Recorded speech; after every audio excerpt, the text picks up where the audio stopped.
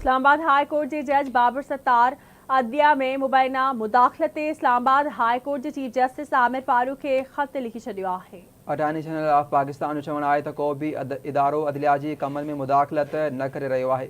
Islamabad high court के जज बाबर सत्तार अदलिया में मुबैना मुदाखलत ते इस्लामाबाद हाई कोर्ट के चीफ जस्टिस आमिर फारूक के ख़त लिखी छॾियो आहे। जस्टिस बाबर सत्तार इंकशाफ कयो आहे त ऑडियो लीक्स केस में खेसि सिक्योरिटी एस्टेब्लिशमेंट के टॉप ऑफिशियल पारां पैगाम ॾिनो वियो त सर्विलेंस जे स्क्रूटी करण खां पोइ ते हटी वञो। जस्टिस बाबर सत्तार लिखियो त हिन अहिड़ी तरह जी धमकीअ वारे हरबे ते का बि तवजो न ॾिनी। हुन इहो न सम्झो त अहिड़नि पैगामनि सां इंसाफ़ जे अमल खे काफ़ी नुक़सान पहुचण जो ख़तरो आहे। ज़रियनि मूजिबि ख़त में लिखियो वियो आहे त ऑडियो लीक्स में ॻुझनि ऐं तहक़ीक़ाती इदारनि खे अदालत नोटिस बि मोकिलिया। लाॻापियल वज़ारतुनि, regulatory bodies, ISI, IB, FBI खे बि नोटिस मोकिलिया विया। अदालत PTA ऐं पेमरा खे बि नोटिस जारी कया हुआ। ॿिए तरफ़ इस्लामाबाद में प्रेस कॉन्फ्रेंस कंदे attorney general of Pakistan Mansoor Usman Awan चयो त इस्लामाबाद हाई कोर्ट में मुदाखलत जो तासुर ॾिनो पियो वञे। रियासत जा बि कुझु हसास मामला हूंदा आहिनि। सर्विलेंस है या ये बाकी चीज़ें हैं जो मुल्क की दिफा चाहे बैरूनी हो या अंदरूनी हो, उस हवाले से ये जो सर्वेलेंस की जो हमारी एक कैपेबिलिटी है, उस पे जो भी ब्रीफिंग है वो इन कैमरा कर दी जाए। और ये मैं बिल्कुल इस बात का मैं समझता हूँ कि कोई ना हुकूमत ना कोई और रियासती इदारा किसी भी तरह से अदलिया के या किसी अदलिया के जो उनका काम है, जो उनके आइनी फ़राइज़ हैं, उसमें मदाखलत ना कर सकता है ना करता है। और ये तासुर जो है इसकी मैं पुरजोर तरीके से इसकी नफ़ी करता हूँ। अटॉर्नी जनरल मंसूर उस्मान अवान जो चवणु आहे त पाकिस्तान गुज़िरियल 45 वरहनि खां सिक्योरिटी मसइलनि खे मुंहुं ॾेई रहियो आहे। हसास मामलनि में राब्ता ज़रूरी हूंदा आहिनि। तासुर ॾिनो पियो वञे त एग्ज़ेक्टिव विच में लाॻापा ख़राब आहिनि। हुकूमत या को ॿियो रियासती इदारो अदलिया जे कम में मुदाखलत नथो करे सघे। कानून वारे वज़ीर वफ़ाक़ी वज़ीर आज़म नज़ीर ताड़ जो चवणु आहे त अटॉर्नी जनरल चयो त अदलिया जे मामले में मुदाखलत न पई थिए। छह जजनि जे ख़त वारो मामलो अदालत में ॿुधणी हेठि आहे। अटॉर्नी जनरल हिक बाबति वज़ाहत पेश कई आहे। इतलात वारे वफ़ाक़ी वज़ीर अता ताड़ सां प्रेस कॉन्फ्रेंस कंदे कानून वारे वफ़ाक़ी वज़ीर अता ताड़ चयो आहे त अॼुकल्ह आज़म नज़ीर ताड़ चयो आहे त पाकिस्तान के मुआशी बहरान मां निकिरण लाइ इतिहाद जी ज़रूरत आहे। इतलात वारे वफ़ाक़ी वज़ीर अता ताड़ चयो आहे त जेकॾहिं कंहिं वटि ॿिटी शहरियत आहे त उनखे डिक्लेयर करणो पवंदो आहे। उन हिक मामले ते क़ौमी सलामती बाबति सवालिया निशान बि उथारणु घुरिजे। न क़ौमी सलामती जा मामला ख़तनि वसीले उजागर न करणु घुरिजनि। अदालत खे सिर्फ़ इन कैमरा ब्रीफिंग जो चयो वियो हो। कंहिं बि न चयो त पुठिते हटी वञे। को थोड़ी स्पेस रखनी चाहिए एक दूसरे के लिए, अपने अपने कंपार्टमेंट्स में फिर हम काम करें ना। ख़त के मंदरजात से ये तासुर दिया गया कि जैसे पाकिस्तान के जो इंटेलिजेंस इदारे या दिफाई इदारे हैं वो जजेस की वर्किंग में किसी किस्म की इंटरफेरेंस करना चाहते हैं या करते हैं। गो कि उस ख़त को अटॉर्नी जनरल साहब ने बड़ी वजाहत के साथ कहा कि उसके अपने मंदरजात के मुताबिक उन्होंने कहा कि ये कोई ऐसी इंटरफेरेंस नहीं थी, लेकिन मैं चीफ जस्टिस के नोटिस में ला रहा हूँ। आप अगर चाहते हैं कि कोई मामला आपने डिस्कस करना है तो चीफ जस्टिस फुल कोर्ट की इसमें बुला सकते हैं। आप चीफ जस्टिस तक आपकी रसाई है तो एक ही कोर्ट के चीफ जस्टिस को खत लिखना जिससे आपकी डेली मीटिंग्स हैं, मैं समझता हूं कि ये एक इस इशू को कंट्रोवर्शियल करने वाली बात है। नाज़रीन, सुप्रीम कोर्ट ऑफ पाकिस्तान नैब तरमीम वारे केस में PTI जे बानी खे वीडियो लिंक ते पेश थियण जी इजाज़त ॾेई छॾी आहे। सुप्रीम कोर्ट क़ौमी एहतसाब ब्यूरो तरमीमुनि खे कलदम करार ॾियण ख़िलाफ़ ॿुधणीअ दौरान PTI बानीअ खे वीडियो लिंक ज़रिए पेश थियण जी इजाज़त ॾेई छॾी। चीफ जस्टिस काज़ी फ़ाइज़ ईसा जी सरबराहीअ में 5 रुकनी लार्जर बेंच केस जी ॿुधणी करे रही आहे। बेंच में जस्टिस अमीनुद्दीन, जस्टिस जमाल मंदोखेल, जस्टिस अतहर मिनल्ला ऐं जस्टिस हसन अज़हर रिज़वी शामिल आहिनि। ॿुधणीअ जी शुरूआत ते जस्टिस अतहर मिनल्ला रिमार्क्स ॾिना त केस में पिटिशनर ज़ाती हैसियत में पेश थियणु चाहे थो त खेसि हिते पेश करणु घुरिजे। हू हिन केस में हिकु धुर आहे। असां खेसि पेश थियण जे हक़ खां कीअं रोके सघूं था। ही नेब जो मामिलो आहे ऐं ज़ाती हैसियत में पेश थियणु संदसि हक़ आहे। The majority judgment has rewritten the constitution and statute by creating artificial distinction between civil servants, and public servants when dealing with the definition of public servants. Civil servants and politicians, holders of public office. Elected holders of Public office? and persons in service of Pakistan. Yes. आपने note कर लिया है? Elected holders of public office and Persons in the service of Pakistan. उन ते chief justice चयो त ही आइन बाबति मामिलो आहे, कंहिंजी ज़ाती हक़नि जो मामिलो नाहे। हिकु शख़्स जेको वकील बि न आहे उहो असांखे कीअं मदद फराहम करे सघे थो। असांजो ऑर्डर हो त हू पंहिंजे वकील ज़रिए दलील ॾेई सघे थो। असां 5 मिंटनि लाइ ॿुधणी मुलतवी करे उन ते मुशावरत करे वठूं था। वक़्ते खां पोइ ॿुधणी ॿीहर शुरू थियण ते सुप्रीम कोर्ट PTI बानीअ खे वीडियो लिंक ज़रिए पेश थियण जी इजाज़त ॾेई छॾी।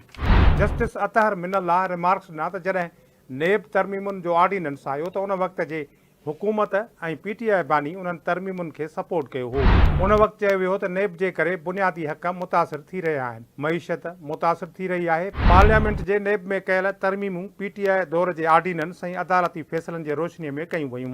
पार्लियामेंट जे तरमीमुनि जो मक़सदु उन्हनि माण्हुनि जे बुनियादी हक़नि खे तहफ़ुज़ फराहम करणु हो जिन ते नेब जा लॻायल इल्ज़ाम ग़लति साबित थिया हुआ। नेब करप्शन खे रोकण में नाकाम रहियो। नेब पॉलिटिकल इंजीनियरिंग में मुलवस रहियो। जेकॾहिं को बेकसूर साबित थिए त छा नेब जे ख़िलाफ़ बि कार्रवाई थी सघे थी? नेब जे करे माण्हुनि सां ज़ुल्म थियो आहे। चीफ जस्टिस चयो त छा नेब समूरनि कानूननि खे धुंधलो कयो आहे? मार्शल लॉ लॻे थो त नेब कानून तुर्त ई बणिजी वञे थो, पर जेकॾहिं का जमहूरी हुकूमत कानून ठाहे थी त मसाइला शुरू थी वञनि था। नेब ते सालियानो केतिरो ख़र्चु अचे थो ऐं नेब सालियानी केतिरी रिकवरी करे थो? केतिरा सियासतदान बेकसूर साबित थिया ऐं केतिरा जेल विया? कहिड़ी सियासी पार्टीअ जा केतिरा सियासतदान क़ैद आहिनि? सुप्रीम कोर्ट क़ौमी एहतिसाब ब्यूरो खां तफ़सील तलब कंदे ॿुधणी 16 मई ताईं मुलतवी करे छॾी। वज़ीर आज़म शहबाज शरीफ़ वफ़ाक़ी काबीना खे ख़िताब कंदे चयो आहे त आज़ाद कश्मीर में एहतजाज दौरान हिकु पुलिस एहलकार समेत शहरनि जे मारिजण ऐं ज़ख़्मी थियण ते अफ़सोस थियो आहे। कश्मीर वासियुनि खे रिलीफ ॾियण लाइ 23 अरब रुपयनि जी रक़म जो ऐलान कयो आहे। शहबाज शरीफ़ आज़ाद कश्मीर में एहतजाज दौरान हिकु पुलिस एहलकार समेत शहरुनि जे मारिजण ऐं ज़ख़्मी थियण ते अफ़सोस जो इज़हार कंदे चयो आहे त आज़ाद कश्मीर जे माण्हुनि खे रिलीफ ॾियण लाइ 23 अरब रुपयनि जे रक़म जो ऐलान कयो आहे। वज़ीर आज़म शहबाज शरीफ़ वफ़ाक़ी काबीना जे इजलास खे ख़िताब कंदे चयो त आज़ाद कश्मीर में एहतजाजी तहरीक शुरू थी हुई जंहिं बाबति तुर्त फ़ैसिला कया।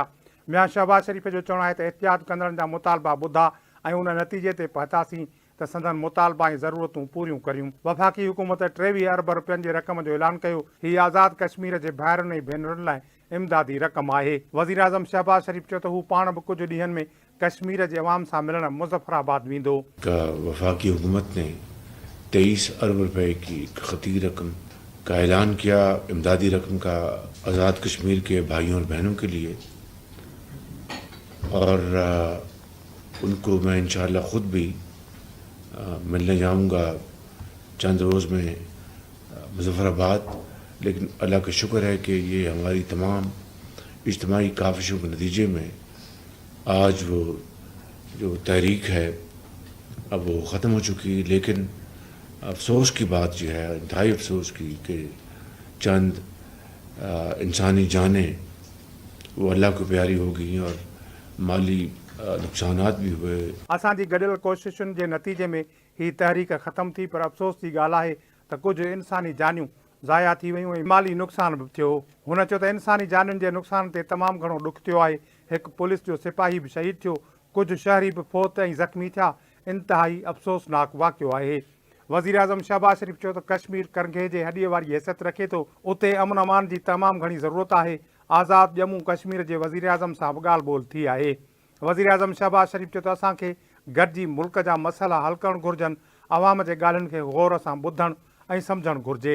मियां शहबाज शरीफ़ चयो त कुझु माण्हू ही सोचे आया हुआ त उन तहरीक जे आड़ में अमन तबाह करिणो आहे ऐं मामला ख़राबु करणा आहिनि। इंसानी जानियूं ज़ाया थियूं आहिनि, उन्हनि जो असां सभिनी खे अफ़सोस आहे, पर अॼु तहरीक ख़त्म थी वई आहे। रावलपिंडी में सदर Asif Zardari green Pakistan initiative headquarter जो दौरो कयो। सदर आसिफ ज़रदारी के इनिशिएटिव ऐं land information and management system जी ऑपरेशन बाबति ब्रीफिंग ॾिनी वई। आसिफ अली ज़रदारी रावलपिंडीअ में ग्रीन पाकिस्तान इनिशिएटिव जे हेडक्वार्टर जो दौरो कयो। सदर आसिफ अली ज़रदारी खे ग्रीन पाकिस्तान इनिशिएटिव जे हेडक्वार्टर पहुचण ते इनिशिएटिव ऐं land information and management system जे ऑपरेशन बाबति ब्रीफिंग ॾिनी वई। उन मौक़े ते पाकिस्तान पीपल्स पार्टी जो चेयरमैन बिलावल भुट्टो ज़रदारी, सिंध जो वॾो वज़ीर सैयद मुराद अली शाह, बलोचिस्तान जो वॾो वज़ीर सरफराज भुगती बि मौजूदु हुआ। ब्रीफिंग में सदर आसिफ अली ज़रदारी खे जदीद तरीक़नि सां पाणीअ जे बहितर इंतज़ाम जे हवाले सां आगाह कयो वियो। ग्रीन पाकिस्तान इनिशिएटिव जी तहत ज़रायत, नहरुनि जी सफ़ाई, ITA ते ॿधल ऑपरेशन ऐं ज़रई शोबे में पाणीअ जे काराइतनि इंतज़ामनि बाबति बि सदर आसिफ अली ज़रदारी खे ॿुधायो वियो। सदर आसिफ अली ज़रदारी खे ब्रीफिंग में आबादगारनि खे सहूलत ऐं ज़रई शोबे जे तरक़ी लाइ ज़रई माल्स जे तसवर ऐं एग्रीकल्चर स्मार्ट फार्म्स जे ऑपरेशन जे बारे में बि आगाही ॾिनी वई। सदर पाकिस्तान आसिफ अली ज़रदारी सरमायाकारी सहूलत काउंसिल जे तहत ग्रीन पाकिस्तान इनिशिएटिव ऐं land information and management system जी कारकर्दगी जी साराह कई। सदर Asif Ali Zardari green Pakistan initiative team जी हिम्मत अफ़ज़ाई, क़ौमी ऐं इक़्तिसादी तरक़ी लाइ कमु करण ते ज़ोर ॾिनो। पाकिस्तान जे रोशन मुस्तक़बिल जे लाइ सदर आसिफ अली ज़रदारी ग्रीन पाकिस्तान इनिशिएटिव जे मक़सदनि खे हासिल करण लाइ समूरनि सूबनि खे ख़ातिरी कराई। वज़ीर आज़म शहबाज शरीफ़ चयो आहे त बलोचिस्तान जे अवाम जा हक़ ऐं घुर्जूं हुकूमत जी तरजीहुनि में शामिल आहिनि। नौजवाननि खे तालीम ऐं रोज़गार जा मौक़िया बराबरी जे बुनियाद ते फ़राहम कया वेंदा। वज़ीर आज़म शहबाज शरीफ़ सां जमियत उलमाए इस्लाम जे अॻवान मौलाना अब्दुल गफ़ूर हैदरी मुलाक़ात कई। उन मौक़े ते MNA ओस्मान ऐं नूर आलम खान भी मौजूद हुआ।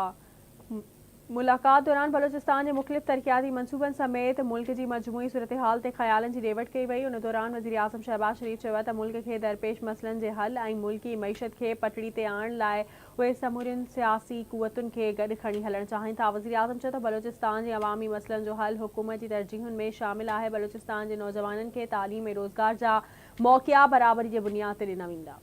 पाकिस्तान पीपल्स पार्टी के चेयरमैन बिलावल भुट्टो ज़रदारी सां बरतानवी हाई कमिश्नर मुलाक़ात करे मुख़्तलिफ़ मामलनि ते ॻाल्हियूं कयूं। बरतानवी high commissioner Jane Marriott Zardari house Islamabad पहुती, जिते PP चेयरमैन बिलावल भुट्टो ज़रदारी संदसि आजियां कई। बरतानवी हाई कमिश्नर ऐं PP चेयरमैन विच में मुलाक़ात दौरान बेतरफ़नि समाजी ऐं मुआशी लाॻापनि खे हथी ॾियण ते ॻाल्हि ॿोल कई वई। सूबाई वज़ीर जाम खान शोरोज़ जो चवणु आहे त कणिक जी ख़रीदारी मुहिम शफ़ाफ़ नमूने सां जारी आहे। अवाम जी ख़िदमत लाइ जा खोड़ियो पियो वञे। सूबाई वज़ीर जाम खान शोरो सां यूनिवर्सिटीज़ जे मामलनि बाबति सूबाई वज़ीर मोहम्मद अली मलकानी, सेनेटर नदीम भुट्टो ऐं MPA अब्दुल रऊफ़ अहमद खोसो कराची में मुलाक़ात कई। मुलाक़ात दौरान कणिक जी ख़रीदारी समेत अवाम जे मुख़्तलिफ़ मसइलनि ते ख़यालनि जी ॾेवट कई वई। सूबाई वज़ीर जाम खान शोरो चयो पीपल्स पार्टी जो मिशन अवाम जी ख़िदमत करणु आहे। अवामी बहितरी लाइ कोशिश जारी रहंदी। जाम खान शोरो चयो त सिंध में कणिक ख़रीदारी मुहिम शफ़ाफ़ तरीक़े सां जारी आहे। पंजाब जी वज़ीर आला मरियम नवाज़ चयो आहे त मोटरसाइकिलुनि जी विर्छ रोकण वारे केस में जज साहब जी रिमार्क्स ते खिल अची वई। वज़ीर आला पंजाब मरियम नवाज़ जो चवणु आहे त अदालत चयो त छोकिरा बाइक काहे छोकिरियुनि जी कॉलेज साम्हूं वेंदा। इहा ॻाल्हि खिल जहिड़ी आहे। जिन छोकिरियुनि खे कॉलेज ॾांहुं वञिणो हूंदो उहे हूअं बि हलिया वेंदा। हुन चयो त अदालत इहो बि चयो त छोकिरा मोटरसाइकिलुनि ते वन व्हीलिंग कंदा। संदसि ख़्याल मूजिबि इलेक्ट्रिक बाइक्स सां वन व्हीलिंग नथी करे सघिजे। वाज़े रहे त कुझु ॾींहं अॻु लाहौर हाई कोर्ट शागिर्दनि खे इलेक्ट्रिक बाइक्स ॾियण खां पंजाब हुकूमत खे रोकींदे तफ़सील तलब कया हुआ। अपडेट कयूं। पनियाकल शहर में घर अंदर लॻल दहाड़े ऐं नीगर जे अगवा ख़िलाफ़ लॻल धरणो पुलिस पारां हिकु ॾींहं जी मोहलत ते ख़त्म करे छॾियो। नीगर जे अगवा ऐं धाड़े ख़िलाफ़ मुतासिर शहरनि सिविल सोसाइटी पारां थाणे ते आॾो धरणो हंयो वियो। DIG सखर ऐं SSP धरणे वारे हंधि पहुची मुज़ाहिरीन सां ॻाल्हियूं कयूं ऐं नीगर जी बाज़ाबी समेत फुरियल सामान वापसि कराइण जी ख़ातिरी कराई। मुज़ाहिरीन पुलिस खे हिकु ॾींहं जी मोहलत ॾींदे थाणे आॾो धरणो ख़त्म करण जो ऐलान करे छॾियो। वारसनि जो चवणु आहे त जेकॾहिं नीगर बाज़ियाब न थियो त सुभाणे ॿीहर थाणे आॾो धरणो हंयो वेंदो। वाज़े रहे त मेहरान हाई स्कूल कॉलोनीअ में हथियारबंद अकरम आराई जे घर में घड़ी घरबातिन खे यरगमाल बणाए फुरलट करण बाद नीगर मोहम्मद हुसैन आराई खे अगवा करे विया हुआ। करमपुर वेझो पुलिस पारां मुबैना मुक़ाबले बाद पनियागल वासी नौजवान खे बाज़ियाब कराइण जी दावा कई आहे। पुलिस जो चवणु आहे त कुझु इतला ते मक्सी लिंक रोड ते पहुतासीं त ॾोहारियुनि सां मुक़ाबिलो थी पियो। पुलिस मूजिबि ॾोहारियुनि सां मुक़ाबले बाद पने आकिल वासी मुगवी नौजवान अल्हा ॾिनो नुनारी खे बाज़ियाब करायो। हैदराबाद में एंटी करप्शन टीम कार्रवाई करे सिंध फूड अथॉरिटी जे 2 मुलाज़िमनि खे गिरफ़्तार करे वरितो। एंटी करप्शन टीम पारां सिंध फूड अथॉरिटी जे कासिमाबाद वारे ऑफिस में कार्रवाई कई वई। एंटी करप्शन इंस्पेक्टर आगा हुसैन जो चवणु हो त लैब टेक्नीशियन राणोमल ऐं असिस्टेंट शहज़ाद गोपांग खे गिरफ़्तार कयो वियो। हुन चयो त कार्रवाई दौरान सिंध फूड अथॉरिटी जे मुलाज़िमनि पारां एंटी करप्शन टीम मथां सख़्तु तशद्दुद कयो वियो। एंटी करप्शन टीम मूजिबि अवामी शिकायतुनि ते कार्रवाई अमल में आंदी वई। फूड अथॉरिटी अमलदारनि खे रिश्वत वठंदे पकड़ियो वियो। सिंध हाई कोर्ट मीरपुर ख़ास में क़ाइम IBA कैंपस जा फंड्स रोकण वारो फ़ैसिलो मुअतल कंदे तदरीसी अमल जारी रखण जो हुकुम ॾेई छॾियो। Sindh high court circuit bench Mirpur Khas में IBA कैंपस के बंद करण वारे फैसले खिलाफ दाखिल दरख्वास्त ते ॿुधणी थी। IBA यूनिवर्सिटी सखर जो वाइस चांसलर आसिफ शेख अदालत में पेश थियो। अदालत मीरपुर खास मां IBA कैंपस बंद करण वारे अमल ते कावड़ जो इज़हार कंदे VC खे चयो त निसार सिद्दीकी त IBA जा ॿिया बि कैंपस जोड़ण जो इरादो रखंदो हो। अव्हां हिन वक़्त ताईं केतिरा कैंपस बंद करे चुका आहियो। चांसलर ॿुधायो त हायर एजुकेशन कमीशन कैंपस जा फंड्स बंद कया आहिनि। अदालत कावड़ जो इज़हार कंदे हेग जे फ़ैसिले खे मुअतल कंदे कैंपस में तदरीसी अमल जारी रखण जो हुकुम ॾिनो। ॿिए पासे खे ॿुधाईंदा हलो त सांखड़सी अदालत मंशियात केस में 4 जवाबदारनि खे 14 साल कैद ऐं 4 लाख रुपया ॾंड जी सज़ा ॿुधाए छॾी। Session model criminal trial court 5000 gram church रखण जो ॾोह साबित थियण ते जवाबदारनि मोहम्मद हसन, ज़ाहिर खान, अब्दुल मालिक ऐं अब्दुल हफ़ीज़ खे 14 साल कैद ऐं 4 लाख रुपया ॾंड जी सज़ा ॿुधाई। कराची में नारी बख्तावर सूमरो IB सखर इंतज़ामिया ख़िलाफ़ एहतजाजी मुज़ाहिरो करे इंसाफ़ जी घुर कई। कराची प्रेस क्लब में मीडिया आॾो ॿुधाईंदे बख्तावर सूमरो चयो आहे त IBA सखर जी हेरासमेंट ऐं करप्शन ख़िलाफ़ वायरल थियल वीडियो ठाहिण जे इल्ज़ाम में खेसि नौकरी मां कढी 3 ॾींहंनि अंदरि यूनिवर्सिटी अंदरि नज़रबंद कयो वियो ऐं 50 करोड़ रुपया हर्जाणो ऐं माफ़ी वठण लाइ फोर्स कयो वियो। हिन चयो आहे त यूनिवर्सिटी इंतज़ामिया पारां जोड़ियल जांच कमेटी जे चवण ते SSP जी मौजूदगी में हिन खां ज़बरदस्ती बयान वठी सोशल मीडिया ते हलायो वियो ऐं संदसि डिग्री बि रोकी वई। बख्तावर सूमरो मुतालबो कयो त खेसि डिग्री ॾियारे साणस थियल ज़ुल्म बाबत जुडिशल कमेटी वसीले जांच कराई वञे। तुर्क सदर रजब तैयब एर्दगान चयो आहे त फ़लस्तीन जी मुज़ाहिमती तंज़ीम हमास जा 1000 खां वधीक मेंबर तुर्किया जी अस्पताल में इलाज हेठि आहिनि। यूनान जे वज़ीर आज़म सां गॾियल प्रेस कॉन्फ्रेंस कंदे तैयब एर्दगान चयो त तुर्किया हमास खे दहशतगर्द तंज़ीम नाहे सम्झंदो, पर ॾही मीडिया मूजिबि तुर्किया जे हिकु हुकूमती नुमाइंदे तैयब एर्दगान जी बयान जी वज़ाहत कंदे चयो त सदर तैयब एर्दगान जी ॻाल्हि जो मतिलबु आहे त गज़ा सां वास्तो रखंदड़ फ़लस्तीनी शहरनि जो इलाज तुर्किया में हलंदड़ आहे। हुकूमती नुमाइंदे वधीक चयो त जिन माण्हुनि जी इलाज जी ॻाल्हि सदर कई उन में न रुॻो हमास जा वेढ़ाक आहिनि पर गज़ा जा आम शहरी पिणु इलाज हेठि आहिनि। अमरीकी परॾेही खाते जे तर्जुमान विदांत पटेल चयो आहे त अमरीका जूं ईरान ते पाबंदियूं बरक़रार आहिनि, उन सां मुआहिदा कंदड़ मुल्क पाबंदियुनि खे मुंहुं ॾेई सघनि था। विदांत पटेल वॉशिंगटन में मीडिया ब्रीफिंग दौरान भारत ऐं ईरान विच में चाह बहार बंदरगाह मुआहिदे ते रद्द अमल ॾिनो। हिन चयो आहे त ईरान ते पाबंदियूं जारी रखियूं वेंदियूं। भारत खे पाबंदी जे हवाले सां छूट हासिल न आहे। संदसि चवणो त ईरान सां मुआहिदा कंदड़नि खे इम्कानी ख़तरनि खां आगाह रहणु घुरिजे। हुननि पाबंदियुनि खे मुंहुं ॾियणो पइजी सघे थो।